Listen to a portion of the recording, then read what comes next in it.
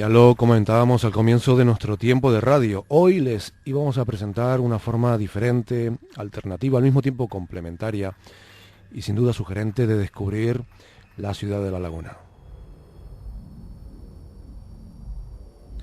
Una laguna histórica con un rico patrimonio, pero también una ciudad de La Laguna misteriosa.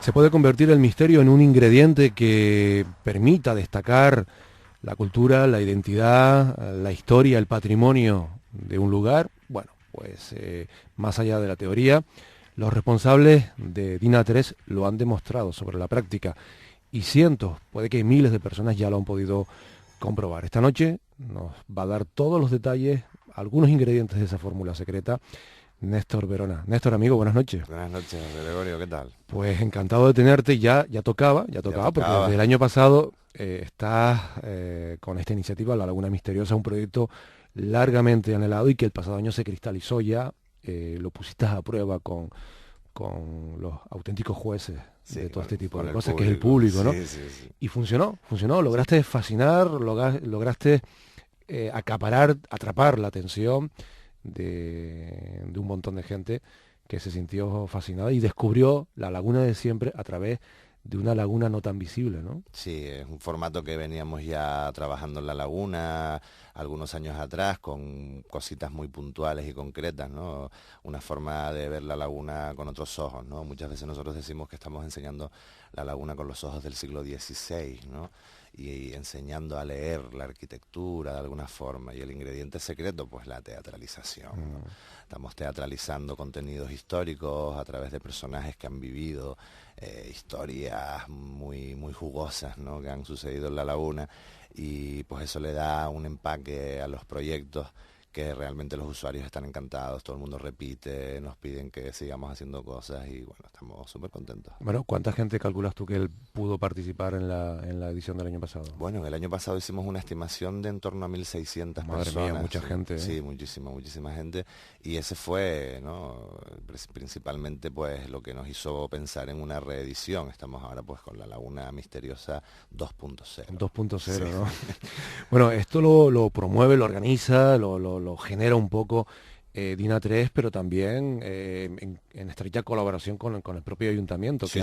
que ha visto muy claro que de esta manera, con esta fórmula, se da a conocer la ciudad, ¿no? Sí.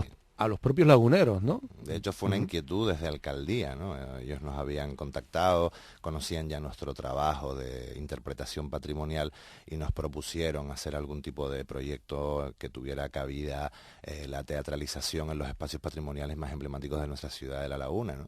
Entonces ya estábamos trabajando, como te digo, con este formato y le propusimos La Laguna Misteriosa. Les pareció una idea estupenda, llegamos a un acuerdo con el Hotel Nivaria, que es nuestro punto de venta de entrada y que siempre están ahí apostando por nuestros proyectos.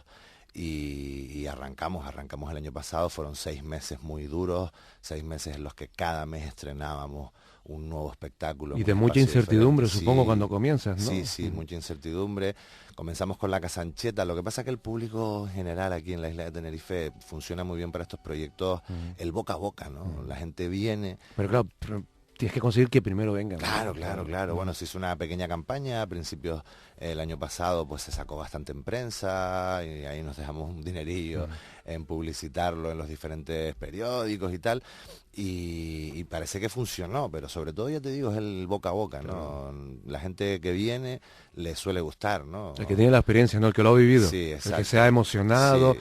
Por momentos ha sentido inquietud. Sí, porque además ese es uno de los ingredientes principales de nuestros proyectos, y es que son rutas teatralizadas, pero con un carácter muy experiencial. O sea, que la gente realmente viva los espacios, les dé sentido, ¿no? Y forma parte ya de nuestro discurso. Es el hecho de que un espacio patrimonial cerrado es un edificio muerto, es un edificio que se deteriora, es un edificio que no funciona, ¿no? En el sentido arquitectónico, y por lo tanto que los espacios se mantengan abiertos para que la ciudadanía pueda recorrerlos con la novelería propia nuestra, ¿no?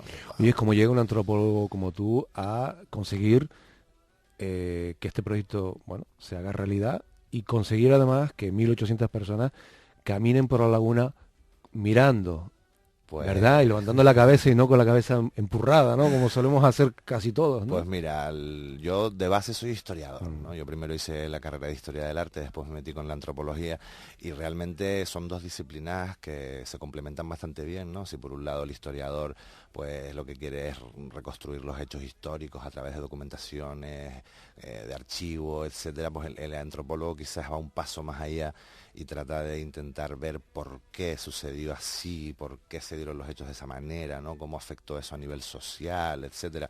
Por lo tanto, tengo una mirada un poco doble, ¿no? Y me peleo yo conmigo mismo como antropólogo y como historiador. Y a veces pues planteo cuestiones que son estrictamente históricas y otras veces planteo cuestiones más antropológicas, como por ejemplo, ¿no? La importancia de conservar el patrimonio intangible, ¿no? El tema de las leyendas, ¿no? Es un tema que, bueno, históricamente pues una leyenda no tiene base histórica, pues ya se desecha. En cambio el antropólogo ve más allá y plantea cuestiones muy interesantes sobre la presencia de leyendas en torno a lugares, ¿no? Como la leyenda de la calle torcida, famosa de La Laguna, ¿no? Dices, oye, si se forja una leyenda que ha estado en la ciudad por más de 500 años, que la gente todavía la recuerda, qué importante sería que las calles de La Laguna fueran rectas, ¿no? Y eso nos da que pensar y nos abre líneas de investigación. Por lo tanto, creo que son dos líneas de pensamiento complementarias y vamos, satisfecho porque el resultado... Oye, esa bipolaridad de la que hablas del historiador y del antropólogo se convierte en personalidad múltiple cuando te vemos como actor también. También, bueno, sí, porque al final uno está ahí como maestro de ceremonias.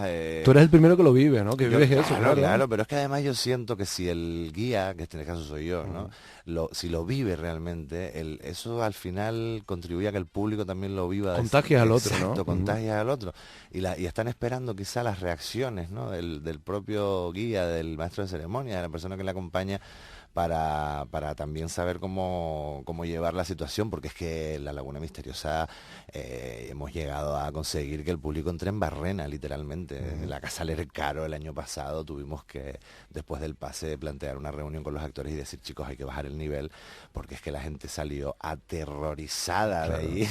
Madre mía. Sí, no, es que también el espacio a claro, veces sirve hemos de estado, catalizador. claro, también nosotros hemos estado allí de noche, Sí. claro, en otro contexto, pero hemos estado allí de noche y sabemos lo que impone el lugar. Y si encima muchísimo. tienes, pues eso, a un equipo como Dina 3 detrás alimentando, susurrándote, sugiriéndote, evocándote, pues al final terminas viendo a Catalina, ¿no? Y con la magia del teatro, ¿no? También, con la magia de la luz, con la magia de la máquina de humo. Que todo eso ayuda, ¿no? Claro, todo eso ayuda, la música, ¿no? Hay que elegirla también como díselo a Iker Jiménez, ¿no? Díselo. Él estuvo por allí buscando a Catalina. Nosotros al final ya desistimos de buscar a Catalina y fuimos directamente a por el personaje histórico de Úrsula. De Úrsula, Úrsula Lercaro, quien, como tú sabes, posiblemente fuera el personaje histórico que dio Tiene lugar. las papeletas para hacerlo, Sí, ¿no? tiene todas las papeletas, sobre todo si uno bucea un poco la relación que tuvo con su marido, ¿no? Un tipo que no se presentó a la boda, mandó a un amigo de él con un poder firmado diciendo que él estaba muy preocupado con un viaje que tenía a las Indias y que no podía estar en la boda. O sea, fue un personaje realmente de la época, un hombre de la época.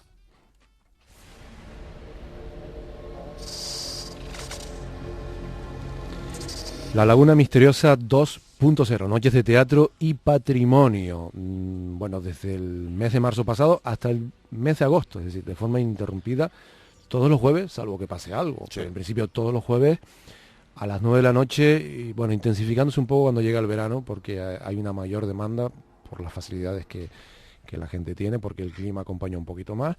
Y se llegan a hacer hasta 2 sesiones diarias, sí, ¿no? En los últimos 3 pases que haremos, que serán el de la Casa Ancheta, el de la Real Sociedad Económica de Amigos del País y el de la Casa Osuna, aparte de que el espacio pues es más pequeño que los otros 3 anteriores, pues hemos decidido, por una cuestión también de aforo, que tiene un aforo como de 40 personas para que el público pueda verlo de una forma cómoda, pues eso, hacer 2 sesiones, ¿no? Empezaremos con una sesión a las 7 de la tarde, un poco una matiné, y después la de las 9 de la noche, que es la que mantenemos, ¿no? ¿Cuántos espacios se han elegido este año para ir pues rotando? Son 6 espacios, como el año pasado, 6 espacios, 6 meses. Cada mes trabajamos uno de esos espacios, ¿no? Este año comenzamos en marzo con el Palacio del Ercaro, como te digo, pues hablando sobre la esclavitud en la laguna, también sobre la leyenda del fantasma de la vivienda y tal, y cada mes, todos los jueves de ese mes estamos en ese espacio en concreto, ¿no? Ahora, el jueves pasado reestrenamos el espectáculo del convento de Santo Domingo, el ex convento de Santo Domingo,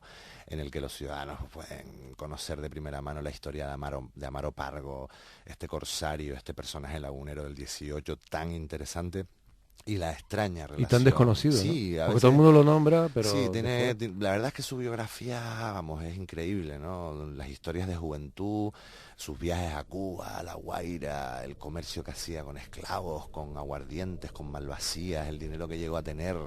Llegó a tener, José Gregorio, fíjate, más de 900 fanegas de tierra. Eso equivale a unos 6 millones de metros cuadrados de tierras en la isla, ¿no? Más de 70 casas, tenía un tesoro de joyas de incalculable valor, ¿no? Y bueno, pero más allá de esta parte material nos queremos centrar en, como te decía, en esta relación tan íntima y estrecha que tuvo con la sierva de Dios, con Sor María de Jesús, ¿no? Con la monja incorrupta de la Laguna, que fue, pues digámoslo así, su confidente, ¿no? Dicen que él no emprendía ningún negocio sin consultarlo antes con ella, y él volvió de alguno de sus viajes de Cuba, pues contando que la sierva se le había aparecido, que le había salvado la vida cuando lo fueron a atracar en La Habana, un bandido, y se le apareció la monja y detuvo la certera puñalada, ¿no? Entonces él vino contando esas historias y nos parecía muy interesante también cómo él sufragó los gastos del sarcófago en el que está actualmente el cadáver de la sierva, ¿no? Y cómo este sarcófago pues tenía 3 llaves que él se encargó de que se forjaran y estaban en custodia, una de las monjas de Santa Catalina, la otra de los monjes de Santo Domingo, y la tercera estaba en propiedad de Amaro Pargo y pasó a sus herederos a través de su herencia, ¿no? Y como la llave estuvo yendo de sus sobrinos a sus herederos, y bueno, ya hoy en día, de hecho el año pasado, uno de los usuarios que vino a ver el pase es la persona encargada de la custodia de las 3 llaves en Santa Catalina. Vaya. Y nos contó que efectivamente que el sarcófago tiene 3 llaves y que se utilizan cada 15 de febrero para abrir el sarcófago de la sierva, y que hoy en día están las 3 custodiadas en el convento de Santa Catalina de Siena. Y de todas estas cosas y de muchas más se enteran ustedes si participan en la Laguna Misteriosa. Esta es la ruta que está vigente, la visita que está vigente este mes de abril, ¿no? Sí, en el mes de abril estamos en Santo Domingo, nos quedan 3, bueno, el de ayer, y nos quedan 2 jueves ya, para concluir este mes en Santo Domingo. ¿Ha demostrado ser el jueves un buen día para este tipo de actividades? Sí, sin duda, ¿no? Además en la Laguna se apostó fuerte por convertir el jueves en el preámbulo del fin de semana. Hay más actividades aparte de la nuestra. Está, por ejemplo, Tapa y Cultura, que es un proyecto gastronómico súper interesante en el que cerca de 40 tascas y restaurantes hacen una propuesta de tapa y vino o tapa y cerveza por un precio muy módico, por 3 euros, ¿no? Y además nos parece fantástico pues que la gente viene de echarse la tapa, de echarse un vasito de vino, después vienen a ver la Laguna Misteriosa y pueden rematar la noche pues en Casa Abierta, por ejemplo, tomándose un gin tonic. La Laguna los jueves está estupenda, los viernes, los lunes, los martes, la Laguna está para comérsela. Como embajador de la Laguna no tienes precio, sin duda alguna. San Agustín tocaría en mayo, ¿no? Otro rincón tremendamente evocador, ¿no? Sí, además ahí vamos a hablar sobre el tema de la muerte y el morir en la Laguna en los siglos XVI, XVII y XVIII, ¿no? Cómo era el sistema para que uno pudiera ser enterrado, dónde era enterrada la gente, y intentamos que la... ¿Cómo dónde? ¿Pero no eran enterrados en los cementerios? No, en el siglo XVI, XVII y XVIII los cementerios no existían directamente, había cementerios parroquiales, pero el concepto de cementerio municipal es un concepto moderno, un concepto de finales del XIX prácticamente, ¿no? Cuando empieza a haber cementerios municipales, hasta esa fecha la gente era enterrada directamente en las iglesias, o cerca de las iglesias, lo que se llamaba ser enterrado ad sanctum, ¿no? Cerca de los santos, mientras más cerca estés, pues mejor. Claro, más posibilidades tienes de estar arriba. Entonces las familias más poderosas tenían dinero para pagar buenos sitios donde ser enterrados en los altares mayores. O sea, tú me estás hablando que las iglesias eran cementerios, realmente. Exactamente, exactamente, ¿no? Entonces cuando la desamortización de los conventos a finales del siglo XIX, pues lo que hicieron fue exhumar todos los cadáveres que había, por ejemplo, en este caso en San Agustín, y se trasladan ya al cementerio municipal, ¿no? Pero aquello estaba completamente, dabas una pedrada en el suelo y te salían cadáveres. ¿no? Claro, porque algunos sale todavía todavía, ¿no? Alguno debe salir todavía, y de hecho en el 93 se descubrió una cripta que estaba en el claustro principal del convento, y este es uno de los puntos fuertes, además de la visita, ¿no? Que hablamos precisamente de la investigación que hizo el equipo de arqueólogos y historiadores, pues de esta cripta, ¿no? De quienes estaban enterrados ahí. Eran dos personajes del siglo XVIII, se hizo un estudio de la indumentaria, se hizo un estudio pues de los huesos desde el punto de vista forense, y se determinó más o menos quiénes podían ser esos personajes. ¿Y esto ¿no? lo cuentas tú aquí, tú y tu equipo en la casa Ancheta? Sí, lo contamos en el convento de San Agustín. Ah, en la perdón. casa Sí, Ancheta, ya me salté el itinerario. Oye, hablando de San Agustín, ¿tú eres partidario de que se rehabilite o tal y como está tiene un encanto especial? Yo te diré. Pero además, yo no quiero entrar en controversias, pero tú que lo vives desde este punto de esto vista. debería decírtelo off the record, pero llevo muchos años ya pidiendo el uso de ese espacio, ¿no? Lo que pasa que, claro, hay informes técnicos de arquitectos que aquí no se puedan hacer actividades allí dentro con público, porque es que hay un claro peligro no de derrumbe, ¿no? Pero sí que te caiga un fragmento de piedra, de arco, de cualquier historia. Y no se puede utilizar. La verdad es que es una lástima, porque como tú dices, tal y como está, con esta mirada nuestra contemporánea, es que, claro. No, de ese rollo romántico que tiene. Además ahora ya no están los belemnitas, que eran los que se encargaban de la manutención de aquel espacio, y es un espacio que está ahí a la espera, ¿no? A la espera de que, bueno, me imagino de que haya dinero, básicamente, para convertirlo en un espacio cultural.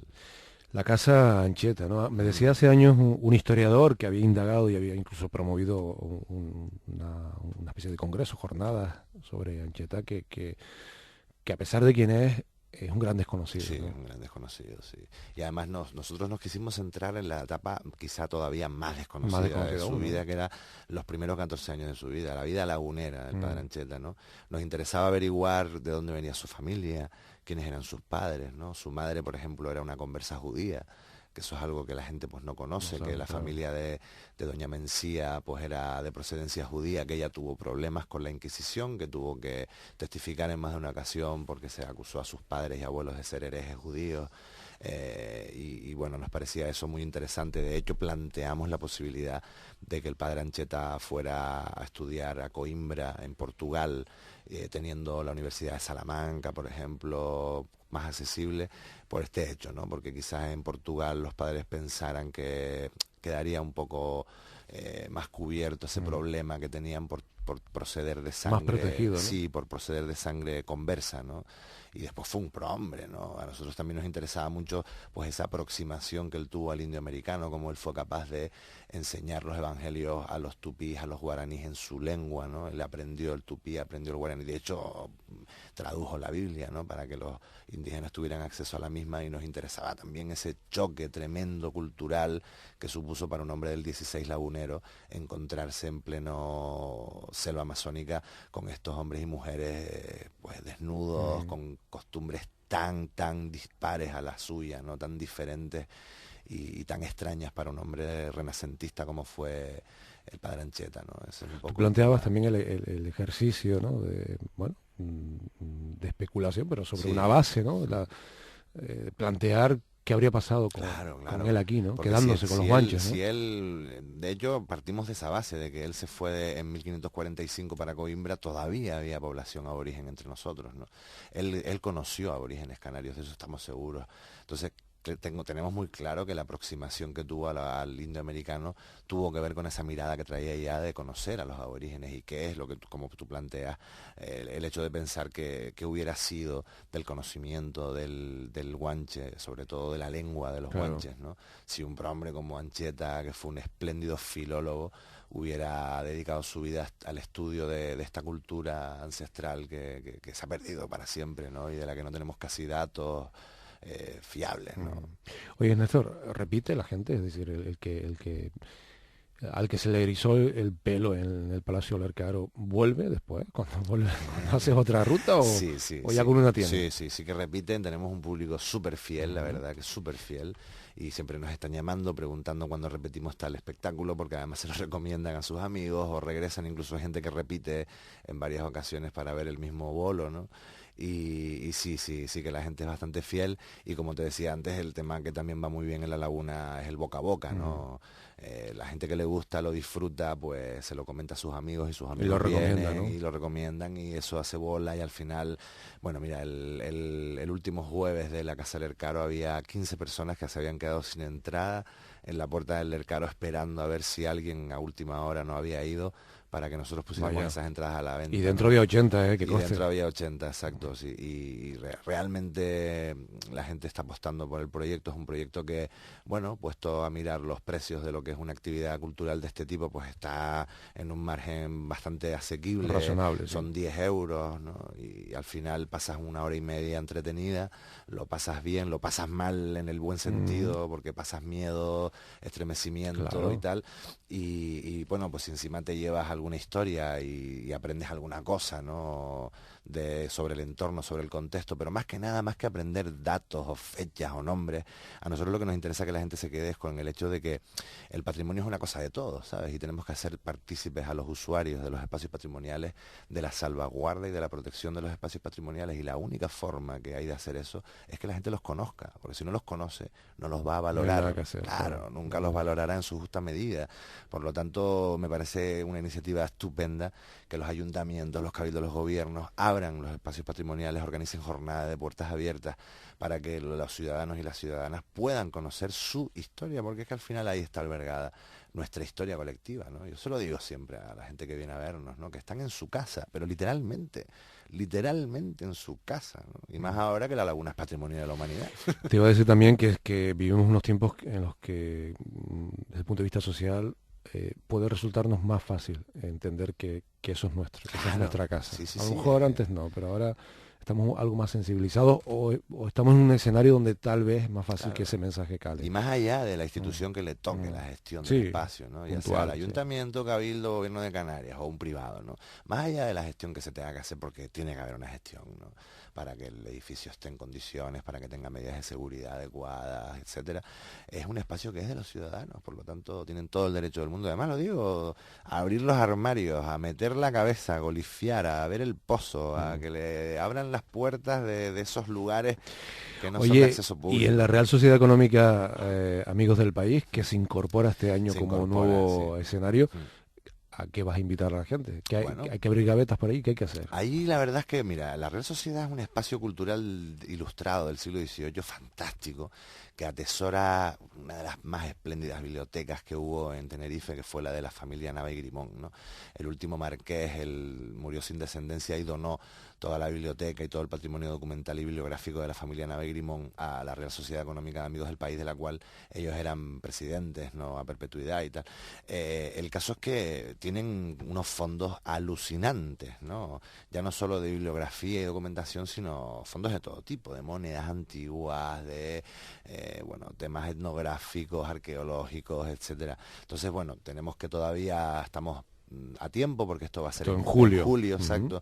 Tenemos pendiente ahora una reunión con la nueva dirección para ir un poco delimitando las líneas de actuación que vamos a tener en la Real Sociedad, pero está claro que hay historias muy jugosas, ¿no? Como fue, por ejemplo, pues la expulsión de los jesuitas de la casa esa en el siglo XVII, ¿no? Como fueron ellos expulsados y con nocturnidad, en el siglo XVIII, perdón, con nocturnidad y a las 2 de la mañana, como fueron llevados a diferentes navíos en los que partieron de la isla todos los jesuitas. Madre Y cómo mía. se expropió y se les expolió todo el patrimonio, ¿no?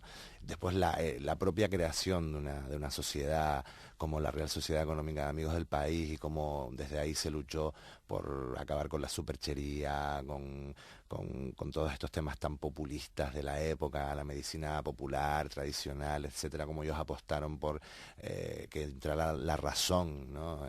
En todos los ámbitos sociales, ¿no? Y cómo lucharon ellos porque la educación no estuviera en manos de la iglesia, sino que estuviera la cultura en manos del pueblo realmente. Hay muchos temas muy interesantes, estamos ahora diseñándolo y yo creo que saldrá un espectáculo bastante bueno, porque es que No el tenemos espacio, duda, no es que, tenemos no, duda. es que los espacios también lo dan todo, ¿no? Claro. O sea, cuando uno puede visitar este tipo de espacios, ¿no? A las 9 de la noche, con nocturnidad, les apagamos las luces, les ponemos unos pocos focos, unas sombras, y que los fantasmas de la casa los invoquemos y puedan interactuar con Claro. los ciudadanos y contar la historia desde dentro y en primera persona, eso ya le da al formato este, pues, mucha riqueza, ¿no?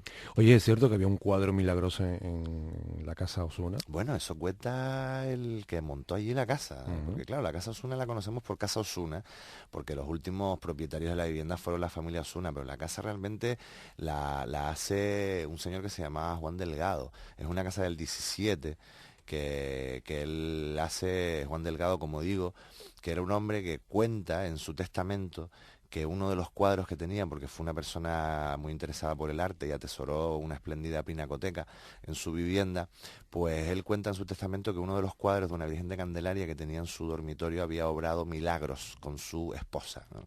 No nos da más datos, pero sí que sabemos que él consideraba por lo menos aquel cuadro milagroso. Bueno, pues al hilo de esta historia nosotros lo que planteamos era cómo los milagros muchas veces que sucedieron en la laguna, muchos de ellos vinculados pues con la Virgen María, se utilizaron en más de una ocasión para machacar, digamos, a los herejes, a los protestantes que vivían. ¿Se utilizaron y se propiciaron o no? Bueno, eso Ahí ya ya entra eso- dentro de las Vamos, creencias no vamos a señalar a nadie, de vamos, cada pero por lo menos uno. se utilizaron, Se ¿no? utilizaron, ¿no? Ujú. Y contamos además una historia muy curiosa y además tiene un parte un poco humorística Ujú. que rescata Francisco Fajardo, el profesor Ah, de la Universidad de La Laguna. famoso huevo. El del huevo, sí. Ujú. El del huevo, que es una historia muy, muy, muy curiosa, ¿no? Como aparece en el corral de un portugués, pues un huevo con una inscripción que ponía María sin pecado concebida, Sí. ¿no? Y entonces pues eso se tomó como un milagro, un supuesto milagro, y comenzaron a aparecer pintadas en las fachadas de las casas de protestantes que vivían en la laguna con esa inscripción, ¿no? María fue concebida sin pecado original, es exactamente lo que ponía, ¿no?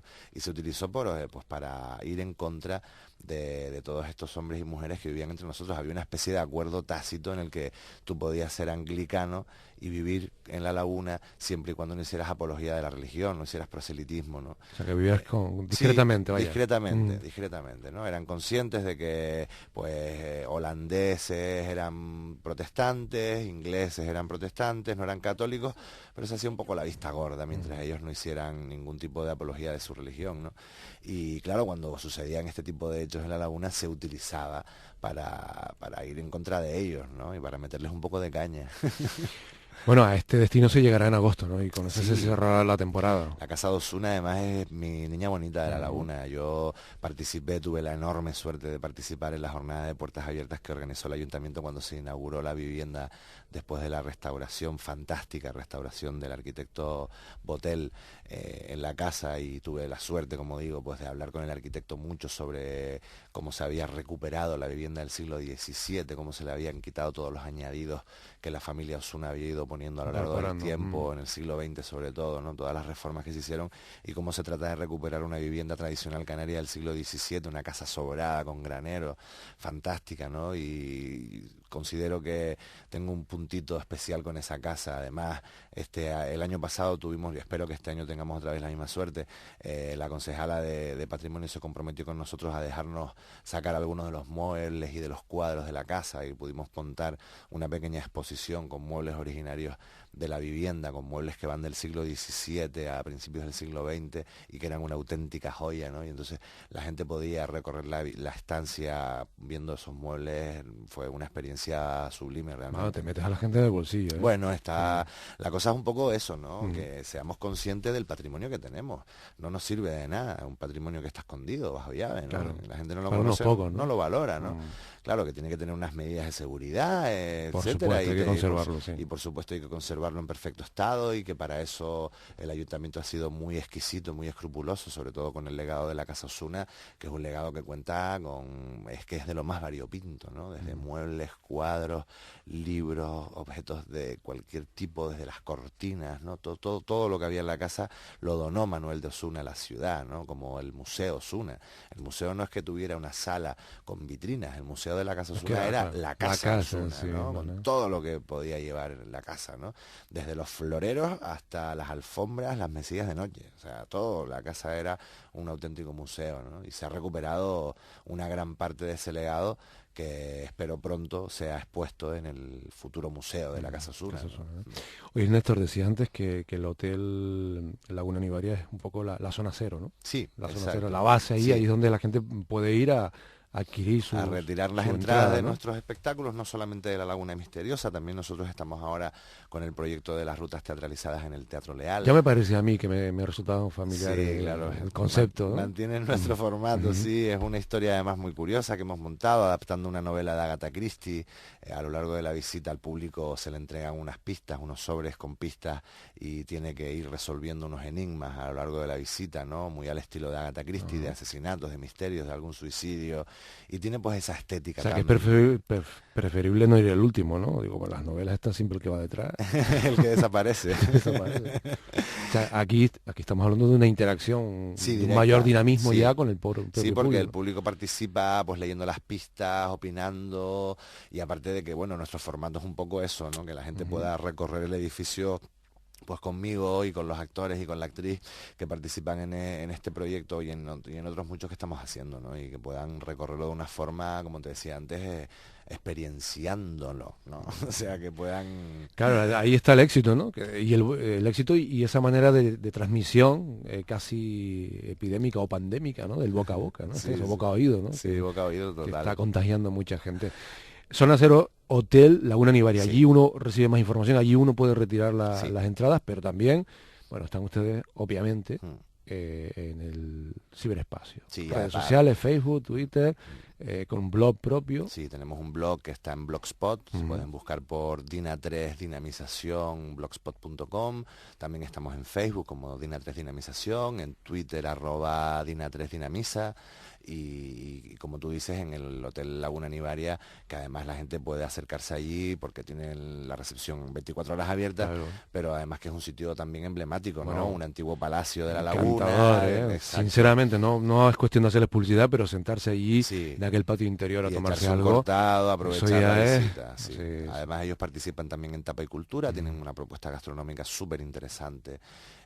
Allí puedes ir a tomarte una tapa, un vino, un cortadito, lo que esperas a las entradas, y es un sitio fantástico además. Y además se me ocurre que además de todo esto, si uno va por el ayuntamiento y toca en la alcaldía o se encuentra por la calle al señor Clavijo, le puede uno preguntar que va a saber contestarnos perfectamente. Posiblemente sí, porque además el ayuntamiento ha apostado fuerte, ya no solo por la presencia, pues Fernando Clavijo estuvo en la presentación del proyecto con nosotros, todos los estrenos viene, si puede, ¿no? Pues viene doña Julia Dorta, concejala de Patrimonio, los técnicos del ayuntamiento, gente que ha estado ahí, pues están apostando fuerte porque realmente el proyecto, bueno, le está dando a la laguna, ¿qué quieres que te diga? No es porque lo hayamos hecho nosotros, pero realmente son proyectos que están funcionando fantásticamente bien, ¿no? Y entonces eso gusta. Además, Dina3 ha sido una empresa que no solo llevamos la parte de los contenidos, sino también la gestión de los espacios, ¿no? El ayuntamiento participa cediéndonos el uso de los espacios o gestionando el permiso para el uso de los espacios, ¿no? Pero nosotros ya tenemos la experiencia también para saber dónde se puede teatralizar, dónde no, cuáles son los aforos necesarios. Toda esa logística, ¿no? Exacto, y cuáles son los espacios realmente relevantes y representativos de los espacios en los que el público tiene que entrar o cómo lo hacemos. Entonces gestionamos también toda esa logística y somos muy facilones, no damos problemas en alcaldía, intentamos... Se dejan querer, sí. Nos dejamos querer para que todo vaya bien, el ayuntamiento esté contento con nosotros estamos muy contentos y muy satisfechos con el proyecto y con la gestión que están haciendo ellos también. Oye, Néstor, antes de que te vayas, nos quedan apenas unos segundos. La idea ha inspirado ideas similares en otros municipios o en otras islas. Sí, están saltando como setas, ¿no? Actualmente, que yo sepa, se están desarrollando visitas teatralizadas tanto en Garachico como en La Orotava, ¿no? Además con muy buena calidad, son gente muy profesional, están haciendo un fantástico trabajo y espero que les vaya igual de bien que nos está yendo a nosotros en La Laguna.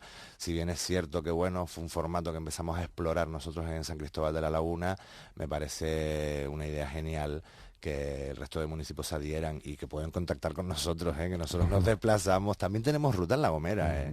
También estuvimos todo el año pasado con un proyecto que era La Gomera Oculta, en San Sebastián de la Gomera. O sea que nos llamen, que nosotros nos movemos, que tenemos ahí muchísimas ganas de trabajar en Güímar, tenemos muchísimas ganas de trabajar en Santa Cruz de la Palma. Tenemos muchísimas ganas de trabajar en ciudades y pueblos que tienen un patrimonio muy interesante, historias fantásticas que podemos desarrollar a través de nuestra teatralización de los hechos históricos, ¿no? Pues tomen nota, Sí. Como usuarios y como potenciales clientes o promotores en sus propios municipios de Dina 3. El mejor ejemplo ahí, donde uno mirarse el espejo, la Laguna Misteriosa. Néstor Verona, amigo, muchísimas gracias, de verdad, Gracias, Gregorio, a ti por venir, invitarnos, por contarnos tantas cosas y por habernos enganchado de esta forma. A ver si es verdad y nos vemos en La Laguna, que como te decía antes, está para comérsela. Nos veremos y me llevaré una grabadora. Venga. Ahí escondida. Un abrazo. Chao. Amigos, hasta aquí hemos llegado casi como cada semana con el agua al cuello. No hay tiempo para más, prácticamente para decirles adiós y como siempre para mostrarles nuestra sincera y honda gratitud por habernos acompañado durante este tiempo de radio. Les esperamos si les ha quedado ganas de escucharnos de nuevo el domingo en diferido y la próxima semana aquí en directo desde Canarias Radio La Autonómica, desde San Borondón. Hasta la próxima.